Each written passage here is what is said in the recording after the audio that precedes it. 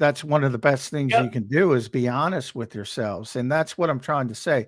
This is a game where if the Eagles brought their A game, they win 35-10. Absolutely. I mean, they blow this team off the field.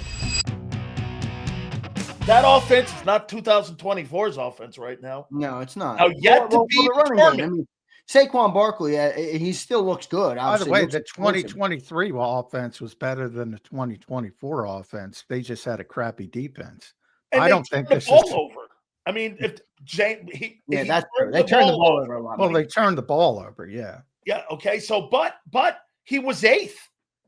I mean, that was the 8th ranked offense in the NFL, even with the turnovers they were in.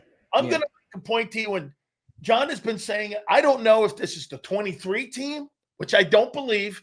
But I don't either. It's too early to say that for me. It is. But it's now, what I didn't say it's the 20. What I knew what you meant in terms of clarify. Wins. Yeah. The assumption of people defaulting to they won to ignore the problems, which is what they did when they were 10-1, and all of a sudden it collapses. Look, I said I don't believe that the Eagles will take that tact. I think they know very clearly that this was a shitty game offensively. So they'll be working to improve, and they will improve. But for those people, those are the people I'm talking to, making the excuses, they won, and saying it doesn't matter. Correct. Yeah, it matters because they have to get a heck of a lot better than what they did today in Kansas City. John, it's about the war. It's not about the battle. Okay, what people don't get right here, what we're talking about the war, winning the war, which is winning the season and winning the Super Bowl. And that you start looking at all the things they did a year ago, Zander, all the things that happened with the turnovers in the first 4 games, the inconsistency of play, they were able to get into that bye, and they were able to adjust to what John just said. Dude, you got to really have a couple come to Jesus conversations in there. And I mean, about how you're going to move the sticks going forward. I agree with that. I mean, look, I think we can all agree it should look better. When you have this many weapons and the weapons are as talented as they are in this football team, the offense should be moving the ball better. But it's I will 2 weeks now. I know, but I will say this, Sills, and not to call either of you out because I thought the same like you both last year as well. Most people did not think the Eagles would be able to get to the Super Bowl the way they played offense last year. Agreed. Right? We were told, we all thought up until they got there, they probably can't do this. The passing game has to improve. Well, are we looking at a similar problem here where we're trying to say it has to be better than what it is, but you're assuming, though, Zander, that Barkley had 123 rushing yards in the football game, and they did beat the Kansas City Chiefs on the road in week 2. But you're assuming that Barkley's going to have an 1,800-plus year. Okay, well, I'll tell you what. He's not going to have that. I don't think so. In the first 2 weeks, I don't know. He looks like you guys said. I don't think there's anything wrong with him.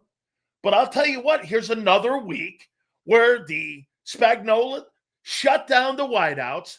To some extent, they shut the run game down. Matt Eberflus did it last week. This week, it was Spagnuolo.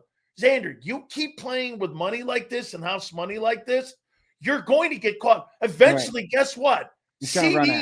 People like CD and Travis Kelce are going to catch those passes. They are going to catch those passes. Yeah, they will. Yeah. John, I want you to elaborate on something you said a little bit earlier in the show about the first and second down, because I'm noticing the same thing, and I think you pinpointed it very well with just the conservative approach on first and second down. John, elaborate on that and how you think that's maybe a problem that's permeating through the whole offense. Well, I think, it makes some sense because, Saquon was so dominant. But, it makes things difficult.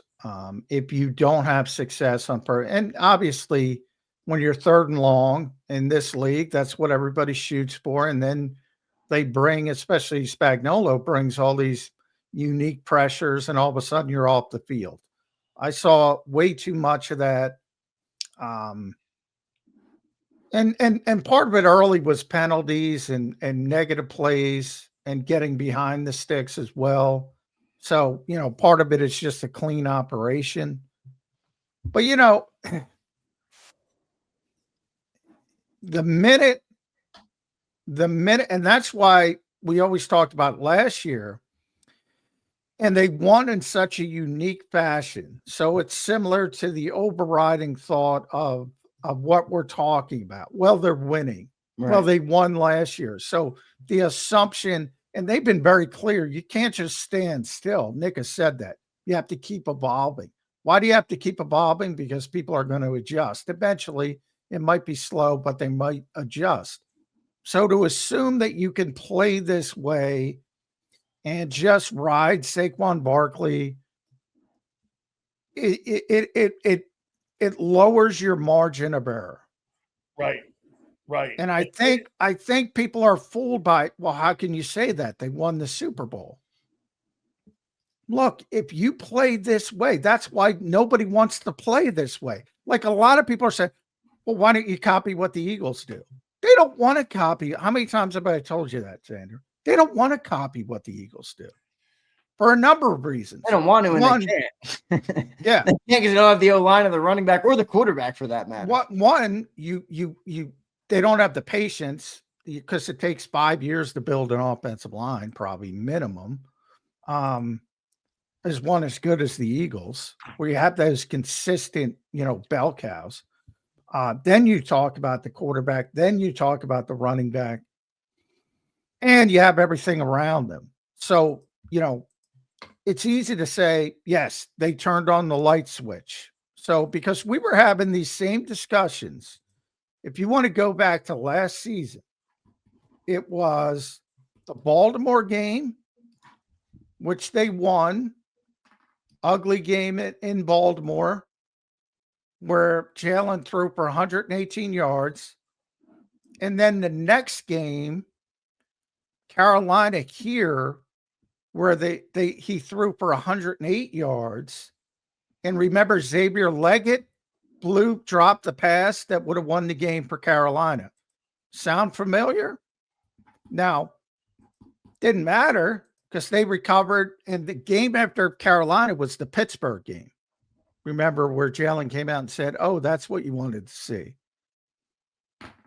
And then he got the concussion, and then he was out for the rest of the regular season.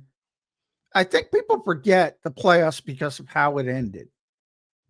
Washington, Kansas City, blowout. They threw for 131 yards against Green Bay. They threw for 128 against the Rams. The margin of error in those games, you're counting on Jordan Love turning it over 3 times. And a great defense too, John. On the other You're side. You're counting on Jalen Carter getting home twice in a row against Matthew Stafford late in the game, where Tyler Higbee's wide open because somebody slipped, and your season is over. That's what you call a margin of error. That's why you don't want to throw for 101 yards, 118 yards. Because they're good enough that they should be beating people soundly. And I don't think it's good to just say, oh, well, they're winning games. Well, that's all I'm trying to say.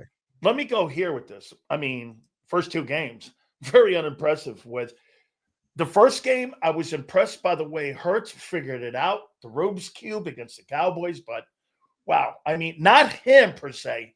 I'm talking about him in the offense. And secondly, we made both comments, John. I kind of backed up on it a little bit and said, well, I think the Chiefs will be a playoff team.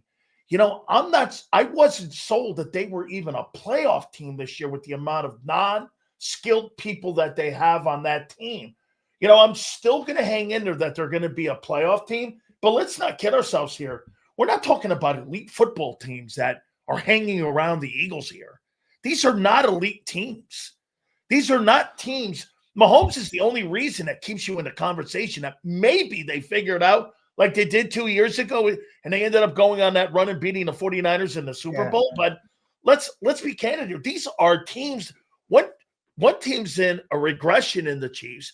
The other team is just traded away Michael Parsons, and they kind of figured it out to hang in there. We are not talking about good football teams that they're just barely beating here. And to John's point, you've got A.J. Smith, DeVonta Smith, A.J. Brown, and you've got Saquon Barkley. That thing needed to be a 34-17 ball game, not a game where it came down to, hey, Travis Kelce dropped the ball for a pick, or Andy Reid with those 2 4th downs going for it on his side of the 40.